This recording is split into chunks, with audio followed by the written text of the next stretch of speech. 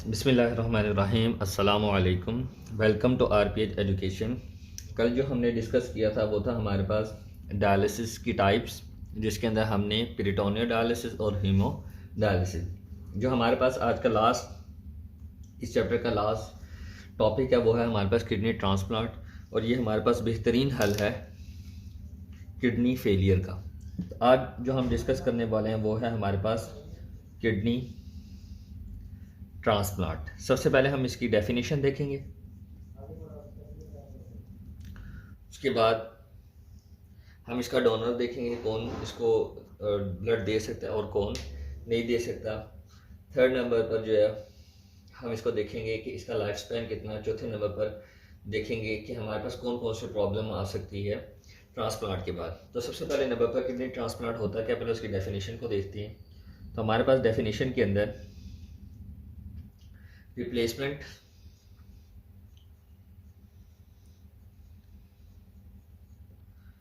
Of kidney from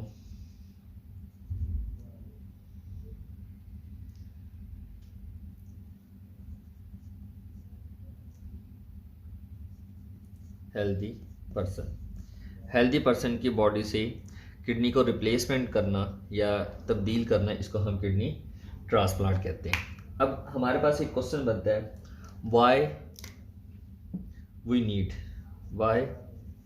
kidney transplant. जब हमारे पास dialysis से काम चल रहा था तो हम ट्रांसप्लांट पर क्यों आए। तो हमारे पास इसका आंसर है, dialysis is painful for patient. जो डायलिसिस है वो पेशेंट के लिए बहुत पेनफुल होता है, क्योंकि सुई बॉडी के अंदर इंसर्ट करना निकालना, उससे पेशेंट को दर्द होती है, अनप्लेजेंट होता है। It also unpleasant for attendant, और अटेंडेंट के लिए भी ये बड़ी प्रॉब्लम वाली बात होती है। इस वजह से किडनी ट्रांसप्लांट जो है ये हमारे पास बेहतरीन हल है किडनी फेलियर का। डायलिसिस जो है वो बेहतरीन हल नहीं है, क्योंकि उसके अंदर पेशेंट भी प्रॉब्लम है, जो अटेंडेंट है उसके लिए भी प्रॉब्लम है।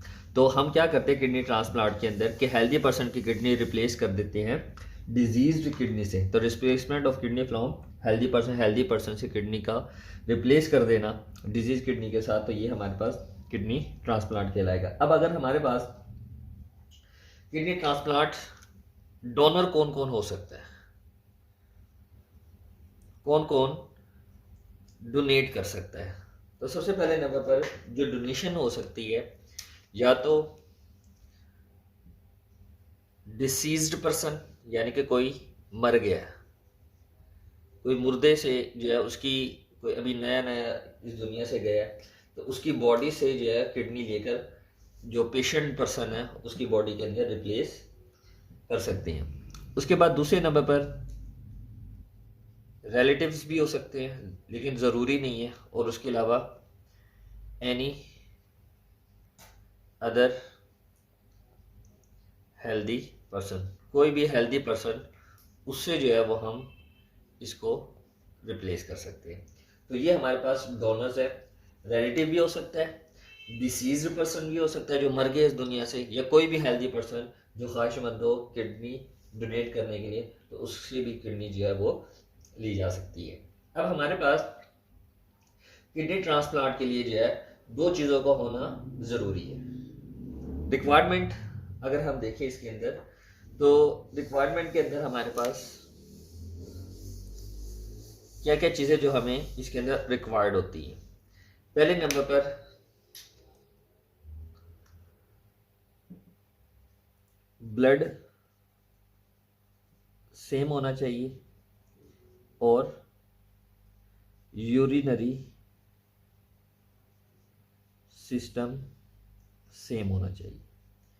ये दो चीज़ें मैच करेंगी तो किडनी ट्रांसप्लांट हो सकता है, अदरवाइज किडनी ट्रांसप्लांट नहीं कर सकते। तो रिक्वायर्ड क्या है हमें चीज़, ब्लड सेम होना चाहिए। दूसरे नंबर पर यूरिनरी सिस्टम है, जो पेशाब वाला सिस्टम है, वो डोनर का और रिसीवर का दोनों का सेम होना चाहिए। तो ये हमारे पास इसकी रिक्वायरमेंट है।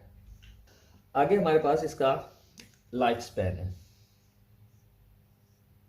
हम लाइफ स्पैन की बात करें कि ये कितनी देर तक चल सकती है, तो हमारे पास average life span of received kidney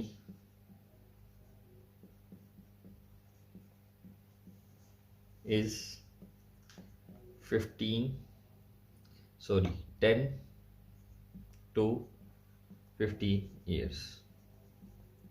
10 से 15 साल तक जो है ये किडनी चल सकती है, जो हमने किसी हेल्दी पर्सन से रिसीव की है। तो जो बंदा रिसीव करता है उसकी बॉडी के अंदर ये 10 से 15 साल तक सही चल सकते हैं, उसके बाद ये भी डैमेज हो जाती है। अब हमारे पास प्रॉब्लम्स कौन कौन सी आ सकती हैं, हम प्रॉब्लम्स को डिस्कस करते हैं। तो हमारे पास अगर इफ ट्रांसप्लांट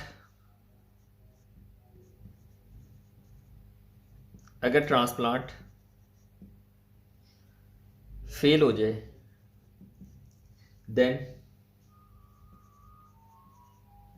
सेकंड अगर, तो फिर हम सेकंड किडनी ट्रांसप्लांट करेंगे। उसके अलावा ड्यूरिंग ट्रांसप्लांट के दौरान blood clean bye dialysis. Blood को इस दौरान, अगर किडनी ट्रांसप्लांट फेल हो गया, उस दौरान जो ब्लड को साफ किया जाएगा वो डायलिसिस के साथ किया जाएगा। उसके अलावा जो और प्रॉब्लम आ सकती है, इन्फेक्शन हो सकता है, यूरिनरी सिस्टम के अंदर इन्फेक्शन आ सकता है, इम्बैलेंस ऑफ वाटर हो सकता है। उसके अलावा बोन प्रॉब्लम, हड्डियों के मसले मसाइल भी हो सकते हैं। अगर किडनी ट्रांसप्लांट हो गया उसके बाद जो मसले मसाइल आ सकते हैं, और अल्सर भी हो सकता है।